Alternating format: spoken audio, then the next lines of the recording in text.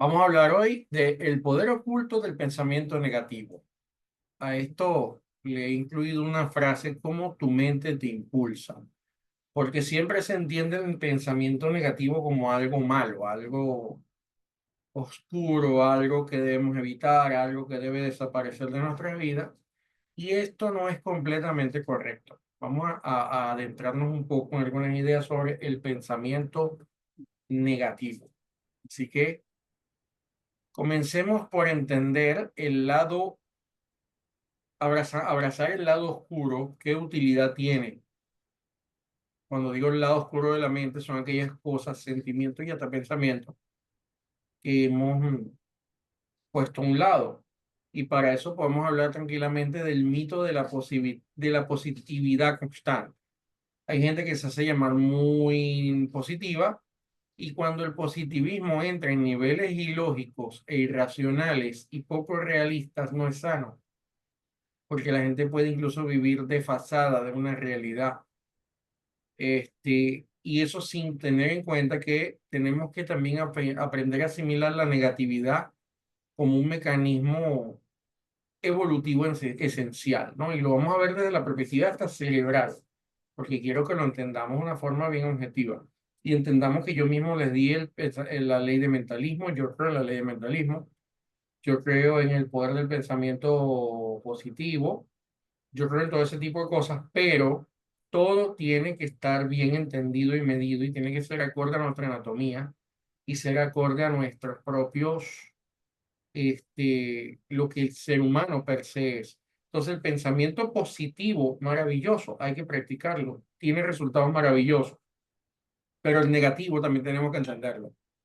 Si una madre no sintiera cierto temor por el cuidado de sus hijos, podrían estos tener un accidente, podrían lastimarse desde muy bebés y tener cualquier problema. Si nosotros no tuviésemos ese sentimiento de temor, digo el temor entendiendo ese temor que no paraliza, sino ese sentimiento que te hace ser cuidadoso, tomar medidas, etcétera, es un sentimiento necesario.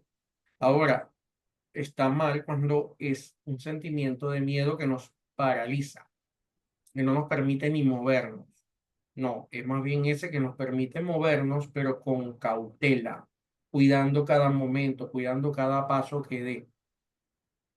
Entonces tenemos que entender esto así, como también la imprudencia del pensamiento positivo, cuando es irracional, como ya les dije, es decir, un pensamiento totalmente irracional, cuando tú esperas que sucedan cosas que no están dadas para que se den en ese momento, y así no funciona el pensamiento positivo. El pensamiento positivo es lo que funciona primero que te ayuda a mantener el enfoque, a alcanzar la meta. No importa cuántas veces fracases, vas a llegar a la meta y hay que luchar por esa meta. Pero cuando el pensamiento positivo se convierte en hacer metas irreflexivas, porque una fuerza divina va a mover todo el universo para que me haga todo lo que yo tengo que hacer, imagínense ustedes. Hay que tener cuidado con eso, y más cuando el pensamiento es irreflexivo. Hay una historia que se cuenta de forma de chiste, que había un fanático religioso que él le estaba orando a Dios porque había una inundación terrible donde él estaba, y entonces a él primero le ofrecen ayuda de llevárselo y él dice, no, Dios me va a rescatar. Y él no se va con los vecinos. Luego llegaron las aguas y se subió al techo de su casa y llegó un barco primero y le dice, vente, móntate acá en la lancha que te vamos a salvar. No, Dios me va a salvar. Tengo fe y tengo un pensamiento positivo que Dios me va a salvar y la lancha se va. Ya cuando el agua le estaba llegando casi a la cintura en el techo de su casa, llega un helicóptero y le lanzan una cuerda. Y él dice, no, yo no voy a aceptar la cuerda porque Dios me va a salvar. Entonces él viene y se ahoga, se inunda todo más alto, se ahoga y cuando llega ante Dios le dice, Dios, ¿y por qué tú me dejaste morir? Y él dice, un momento, te envía a tus vecinos, te envía una lancha y te envía un helicóptero y no los tomantes. Entonces el pensamiento irreflexivo que a cualquier persona se le puede ocurrir, no sé, ese señor estaba esperando unos ángeles que lo levantaran en el aire y se lo llevaran levitando, ¿no? O la gente que quiere aplicar pensamiento positivo para la salud porque se quieren curar un dolor de muela que se quita con una medicina que es inofensiva. Cuando estoy hablando de medicinas que hagan daños enormes con efectos secundarios, quítate el dolor con tu pastilla o busca los medios naturales, pero ¿para qué vas a pretender hacer una oración, una invocación especial para que se te quite la garganta, el dolor de garganta, o se te quite un dolor de muela cuando existen 10.000 métodos para quitarte los naturales o químicos? Químicos inofensivos. En algunos casos los químicos más inofensivos. Entonces estos son temas de la positividad equivocada. En una oportunidad, en unos proyectos de meditación que así hicimos hace unos años, yo le decía a la gente, ¿por qué no alquilamos ponemos, buscamos o tenemos fe en tener dinero para tener vigilancia?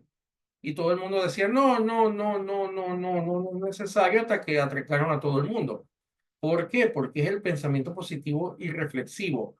El mismo pensamiento positivo que va a hacer que no te hagan daño puede ser el mismo pensamiento positivo que te puede ayudar a tener el dinero para tener una vigilancia y tú preocuparte por otras cosas. Entonces, hay miles de temas que podemos hablar aquí para refutar el mal uso del pensamiento positivo, pero no es lo que tenemos hoy pautado a hablar. Hoy tenemos pautado a hablar de precisamente el pensamiento negativo y debemos, como quien dice, seguirlo analizando. Entonces, fíjense lo siguiente. La negatividad tenemos que empezar a entenderla como un sistema de alerta y un sistema de alerta temprano, porque eso está en nuestro cerebro. Pero vamos a verlo en la próxima etapa. Vamos a mencionar algunas emociones negativas. El miedo, que ya lo mencioné, es una visión protectora. O sea, no te atravieses la calle sin mirar, no dejes a tu hijo pequeño solo, desatendido. La aversión, el disgusto. Miren, qué bueno es que uno pueda probar algo, oler algo y sentir aversión por eso. A mí gente que me dice, me tengo que sentir mal cuando a la gente me cae bien o mal. No te tienes que sentir mal. Cuando una persona, por alguna razón desconocida, te produce aversión, mantente lejos de ella. Bendícelo. Si necesita un favor de ti, hazlo. Si lo puedes ayudar, ayúdalo, pero de lejos. Porque lo sientes y uno tiene que escuchar esas saludos del corazón, pues tienen un valor importante. Lo mismo pasa cuando hueles algo feo, cuando pruebas algo feo, no te lo vas a comer. Se ha hablado del dolor como algo terrible y el dolor es uno de los mayores maestros que existen en este mundo. Se aprende más en una semana de dolor que en un año de alegría. El dolor en el cuerpo también es buenísimo, porque sentir dolor te muestra que algo está funcionando mal y tienes que atacarlo, tienes que sanarlo si es una enfermedad. Incluso que el sistema nervioso nos permita sentir dolor, hace que nos vamos caminando por la calle y un día llegues a tu casa, ay, me faltó un dedo, porque te cortaste y no te diste cuenta porque no te duele. Entonces, qué bueno que existe el dolor también, y existen una cantidad de emociones fundamentales que se consideran negativas, que tienen que estar allí, tienen que existir, porque es es la forma de alerta temprana, es la forma de estar activo, es la forma de estar despierto. Yo tengo una alerta enorme cuando me intentan robar vía online, que hay tanto robo. La gente tiene que aprender seguridad informática para que no la roben. No van a decir, no, yo pienso que nadie me va a robar y nunca me van a robar. Bueno, en algunos casos puede funcionar, pero entendamos que no tenemos que ver mal que alguien tome medidas. Yo no soy amigo de la ley de Murphy. No me gusta leerla porque siento que me estoy programando para lo malo. Pero sí debo entender que sentimientos en un cerebro sano, sentimientos negativos son normales. Son normales. ¿Por qué? Porque existe el sistema activador reticular. Aquí se los dejé graficado, el sistema activador reticular, que es una red de neuronas ubicada en la parte superior del tronco encefálico, que este se extiende desde la médula espinal hasta el tálamo. Que si lo pueden ver desde acá, aquí está toda esta zona, que está acá dibujada, ¿no? No es una estructura única y rígida, sino que es una red interconectada. Entonces, fíjense lo siguiente, si yo quiero pensar en el SAR o en el sistema activador reticular, lo pueden investigar en internet, quiero pensar en él de una forma sencilla, no tan matemática. El SAR es como un portero, un filtro que tiene el cerebro, y su función principal es precisamente regular los estados de conciencia y los de alerta. Así que es importante entender bien que es todo un filtro sensorial para filtrar aquello que nosotros vamos a recibir del entorno. Entonces entendamos que cuando experimentamos un susto, una alerta, una acción de alerta per se, es el sistema activador reticular. La persona que tenga dañado este sistema es una persona que no le va a tener miedo a nada, no le va a importar nada. Y esto es peligroso también en todos los aspectos de la vida. Porque ¿saben cuál es una de las cosas que acaba las relaciones de pareja también? La seguridad excesiva en el otro. Uno no debe dar por sentado que nada en este mundo está seguro. Entonces, esa seguridad excesiva es malísima. Y es un pensamiento negativo, sí, puede ser. Yo siempre he dicho, celos a cero es falta de amor. Porque cuando yo no hablo del celo enfermizo ese que no sirve para nada, sino que uno puede sentir si uno ve algo, o sea, uno siente un celo hasta de tonto y lógico, que uno puede decir, ay, déjate la tontería, pero puedes sentirlo. Y no sentirlo implica un problema realmente.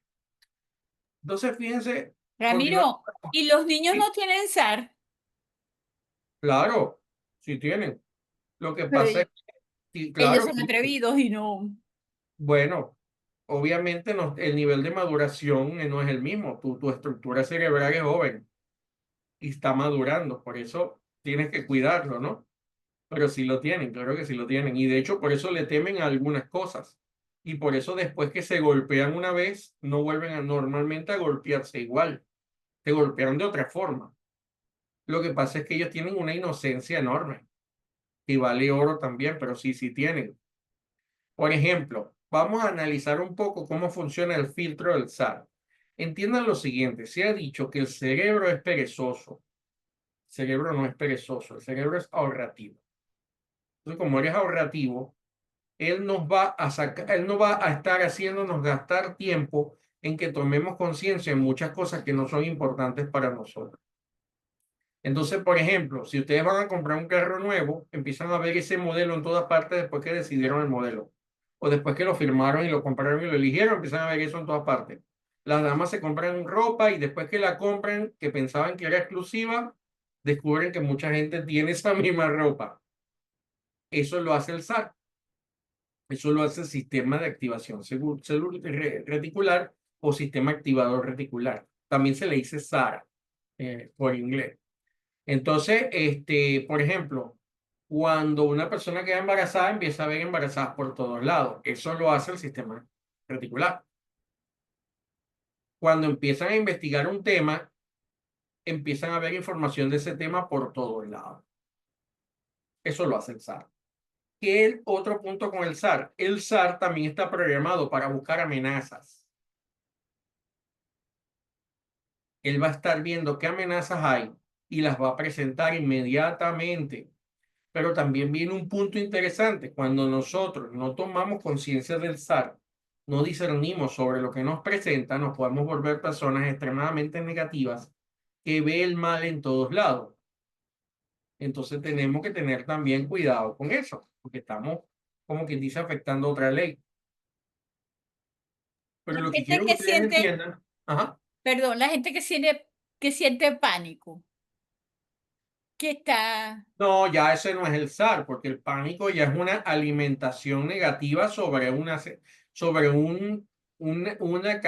tú captas una parte y tú puedes simplemente tomar una acción y protegerte, pero el pánico ya es otra cosa. El pánico te paraliza, el pánico te altera emocionalmente, pero está pasando en ti. Ya no es producto del SAR. El ah, SAR ok, solo te alerta. Y si ah, tú decides con la mente darle poder a todo, es complejo porque vas a vivir en un pánico eterno. Vas a vivir eternamente en pánico y no tiene sentido. Entonces hay que tener cuidado. Ahora, ¿qué es importante entender o concluir de esto? que intentar ser positivo a la fuerza o negar la existencia de los problemas, eso va en contra de la función del SAR. Jamás el SAR va a permitir de que tú puedas ignorar la existencia de los problemas a menos de que tú tengas una patología, a menos de que tú desarrolles un problema mental, una enfermedad mental que no te permita reconocer una condición porque la desconoces patológicamente, como lo hacen las personas que producen disociaciones o múltiples personalidades, fragmentación de la personalidad. Tienden a ser casos que suceden porque la gente está huyendo de su realidad. Entonces, por cierto, el ser positivo no significa negar la existencia del problema. El saber que somos buenos en algo no significa negar que nos podemos equivocar en eso. Todo lo contrario. Entonces, debemos entender que el positivismo a la fuerza, el positivismo absurdo, va contra una estructura cerebral sana. Y eso no lo debemos olvidar. Y se lo está diciendo alguien que practica el pensamiento positivo desde los 12 años. Y lo seguiremos practicando y lo seguiremos enseñando. Entonces, ¿qué pasa cuando surge, para que no nos pase eso del pánico, ¿no? Y el miedo paralizante. Por ejemplo, nosotros no tenemos que juzgar la sensación o la emoción negativa, solo tenemos que empezar a ver las emociones negativas como señales. Si ante una presentación te sientes nervioso, en vez de decir no debo sentirme así, puedo decir estoy ansioso, y analizar qué me está haciendo sentir ansioso, qué me hace sentir miedo. En mi familia se da mucho que yo tengo familiares muy temerosos, ¿no? Mi propia madre es una persona que le da miedo viajar porque la vayan a robar y le vaya a pasar algo y una cantidad de cosas que yo heredé también de alguna forma en mi vida. Y cuando yo iba a hacer un viaje o a hacer algo, yo decía, bueno, ya va, pero a mí no me tiene que pasar eso. Entonces, fíjate, pero ¿qué otro punto es importante? Bueno, vamos a ir bien. Yo me entero en mi ciudad, Maracaibo, la gente viaja a Colombia, a Maicao, que está muy cerca, yo también lo hago. Pero hay personas que dicen, mira, yo en vez de ir al terminal de pasajeros con un vehículo de la línea que cuesta $20 para que me lleve hasta Colombia, se van a otra zona de la ciudad donde pagan $5 en un carro que se llaman piratas. Entonces después, esas mismas personas son las que son violadas, asesinadas, secuestradas, porque no toman medidas. Entonces, cuando yo tengo un temor de algo, tengo que tomar medidas. Tengo que tener el cuidado de revisar qué me está indicando a mí ese miedo. Si es un miedo sembrado por una creencia, por una impronta sembrada, lo tengo que trabajar. Pero si es un miedo que simplemente me está advirtiendo algo, fíjese lo bonito, me advierte sobre lo que tengo que trabajar en mí y me advierte sobre lo que también tengo que trabajar externamente. O sea, y listo. Es como el ejemplo que yo siempre doy del muchacho enamorado que no se le quiere declarar a la persona porque le van a despreciar. Y como yo le digo a la vez, se lo decía, y esto no es una historia de una persona, tengo más de 10 casos en mi vida que me han planteado esto. Y yo siempre respondo, ajá, si no le dices nada, el resultado va a ser el mismo que si le dices y te dicen que no. Yo prefiero arriesgarme un no porque hay un sí oculto a lanzarme a no hacerlo y ya de antemano no hice nada. Eso es lo que se llama el corazón pusilánime. Uno no puede ser pusilánime, es mejor equivocarse y alcanzar la meta y listo, o equivocarse y aprender para volver a levantarme a ir nuevamente a mi meta. Entonces es donde empieza el tema, empieza el problema de que empezamos a jugar las emociones. No tenemos que juzgar las emociones. Lo que nosotros tenemos que hacer es evaluarlas. ¿Qué me está indicando? Porque cada emoción y pensamiento negativo es una alerta. Me está dando información de mí que yo voy a usar para mi bienestar. Lo voy a usar para mi crecimiento. Entonces, eso es lo que es importante. ¿Tengo miedo? Bueno, vamos a analizar por qué tengo miedo. Tengo rabia, molesto. ¿Qué me molesta de esto? O sea, ¿por qué algo me molesta? Claro que es un pensamiento o un sentimiento negativo, pero yo lo voy a tomar, lo voy a revisar y luego que yo lo reviso, me voy a apoderar de ese pensamiento y lo voy a utilizar para trascender aquello que me está limitando. Entonces, repito, la emoción negativa ya dejen de juzgarla. La emoción negativa a partir de ahora véanla como una alerta, una señal que yo tengo que evaluar, analizar y trascender. Así que bueno, pero de la alerta hay que ir a la acción o tomar precaución. Por ejemplo, si es una amenaza real, por ejemplo, tengo una moto muy cerca y estoy manejando, ¿qué debo hacer? Vamos a, vamos a bajar velocidad, vamos a dejar que se vaya, vamos a bajar velocidad y dejar que se vaya. Entonces voy a tomar precaución. Ahora, si resulta que mi alerta es algo irreal que está en mi mente, yo no puedo dejar que eso escale a pánico. Tengo que llegar a una conclusión inmediata. Mira, esto es un miedo, esto es un temor, esto es algo que no es ni aquí no está pasando nada, estoy a plena luz del día, en una parte muy segura de la ciudad, como alguien me va a venir a robar. O sea, y si de verdad hay alguien sospechoso, aplico técnicas que ustedes deben aprender a investigar a cómo hacerla. Miren, yo siempre le digo a las personas, si un día te van a robar y tú sabes que sientes que te van a robar y estás seguro que te van a robar, mírelos a la cara. Si no te han dicho que te están robando, mirarlos es lo mejor que hay, pues no te roban, se van. Ahora, después que te roben, entrégalo y vete. Entrégale todo y no los mires porque ahí sí te pueden matar. Punto. Y yo he mirado gente cuando me he sentido en esa condición y esa gente se va. Pero precisamente el ladrón, como lo dice por aquí nuestra amiga, el famoso secuestro a la amígdala, el ladrón ve eso. Si el ladrón te ve nervioso, eres ideal. Eres ideal para robarte. Si no te pones nervioso, el ladrón también está midiendo tu estado de ánimo. Y ese estado de ánimo es el que va a permitirle a ellos tomar decisiones. Entonces, ¿qué es importante de la alerta? Con una alerta emocional, esa alerta negativa, yo tomo una acción o una precaución. Y espero que entonces ya estén visualizando un poco el valor de ese energía o pensamiento negativo.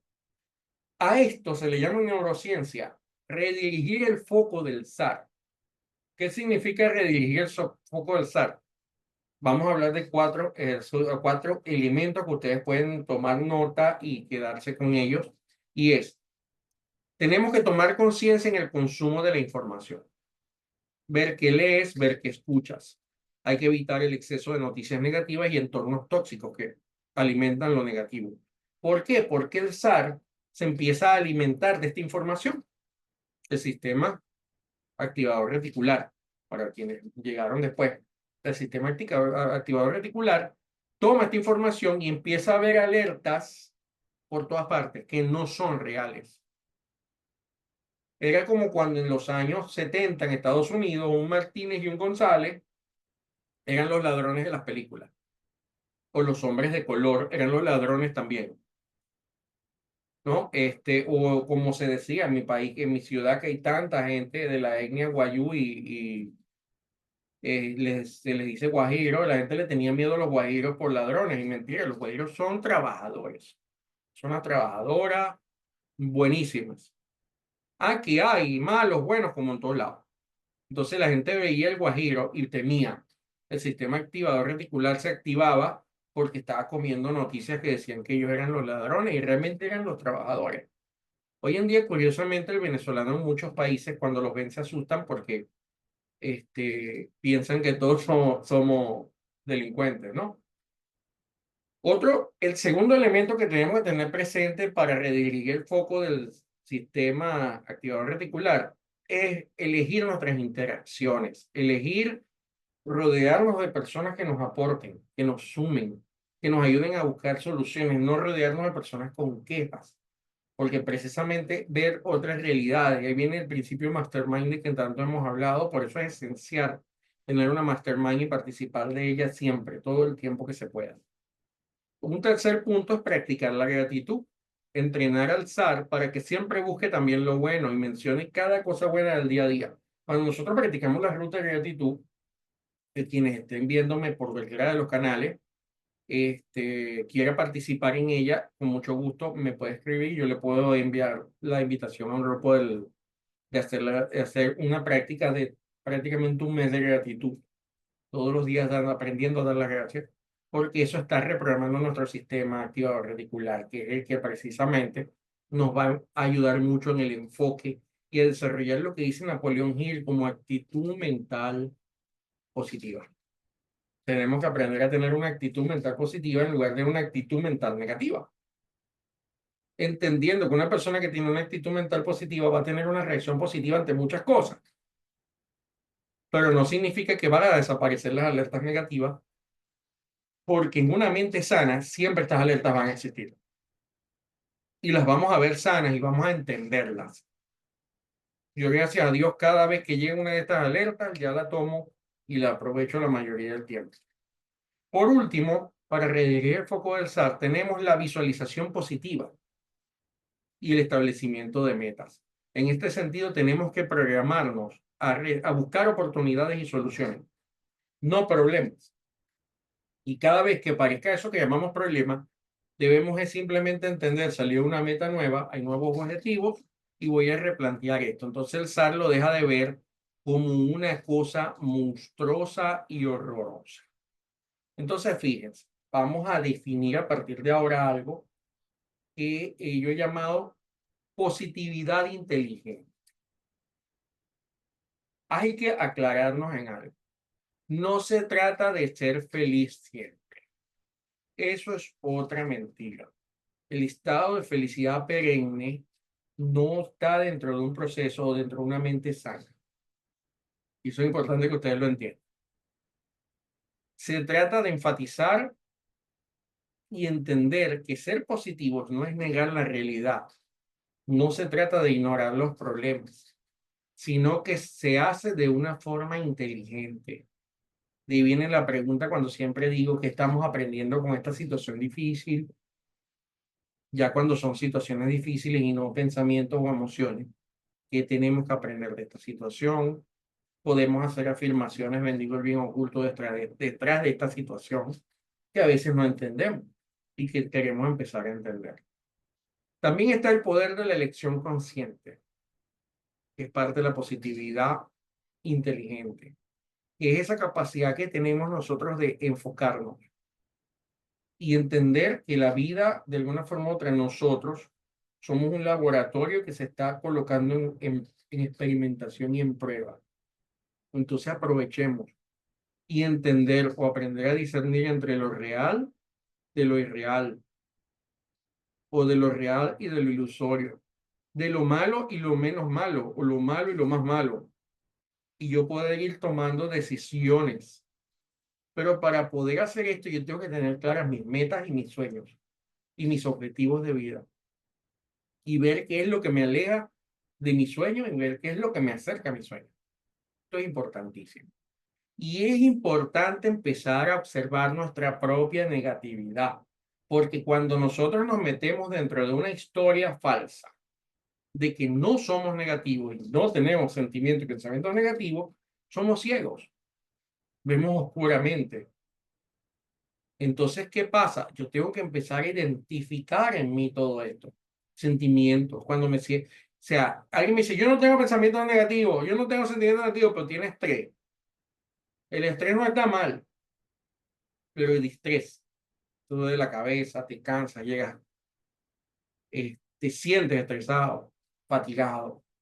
¿Qué te lo produce? O sea, tenemos que empezar a abrir los ojos. Cuando escuchamos que alguien dice que somos algo y nosotros decimos, no, yo soy incapaz de ser así, pregúntense, ¿por qué? ¿Por qué si yo soy tan bueno me ven malo? Bueno, vamos a empezar a analizar todo eso.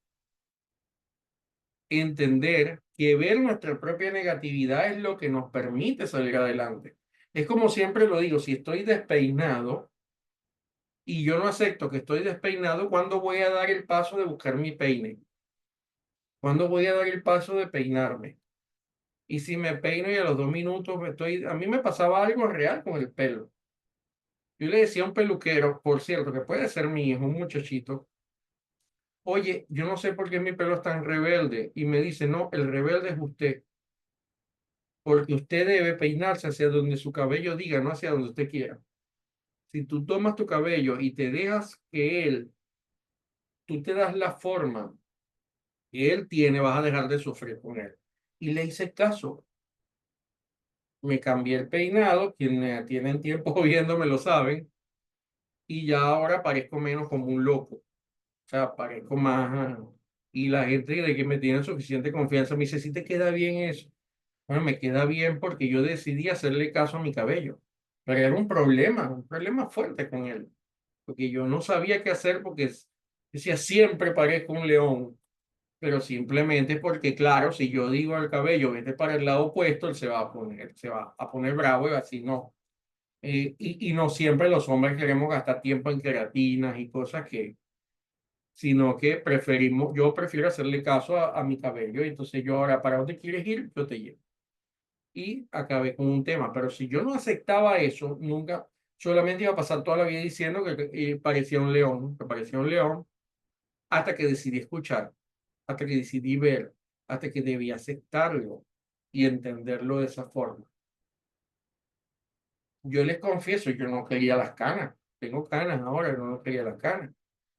Y luego hubo gente que me ayudó a redimensionar eso. Me decía, "Mira, pero si las canas son interesantes", me decía una señora que era mi peluquera antes, que se desapareció. Y puedes resaltarla en vez de querer ocultarla, ¿no? Y piensa otra cosa. ¿Qué prefieres, canas o calvo? Porque ya más o menos la gente se queda calva o le sale canas. Y ya no, prefiero las canas. Desde ese día de canas o calvo, con mucho amor a todos mis amigos calvos, yo prefiero tener canas. Entonces, algunos me dirán, yo prefiero estar calvo y me quedo totalmente como collas, ¿no? Se me salió la cédula, se me cayó la cédula con collas. Entonces, es importante empezar a analizar esto, a entender que el pensamiento positivo no es algo que tiene que estar todo el día, entender que la felicidad es una decisión y que no se trata de estar todo el día con la endorfina full activa. Y no, se trata de precisamente aprender a ver el lado hermoso de la vida, aprender a dar las gracias por las cosas que tenemos y entender que la felicidad también es la paz que se tiene a veces en una meditación, es la paz que se tiene a sentir el aire, el viento, los animalitos, sentarse a escucharlos. Hay tantas cosas hermosas en la paz y en la tranquilidad que no están asociadas a las emociones intensas, fuertes y duras. Entonces, con esto me despido de la clase del día de hoy y estaremos continuando en la próxima semana con un nuevo tema que sé que va a ser del agrado de ustedes y las personas que están en línea pueden hacer sus preguntas que con mucho gusto se las vamos a contestar. Los que están viendo por grabación van a poder también dejar las preguntas en el canal de YouTube y con mucho gusto también se las voy a contestar.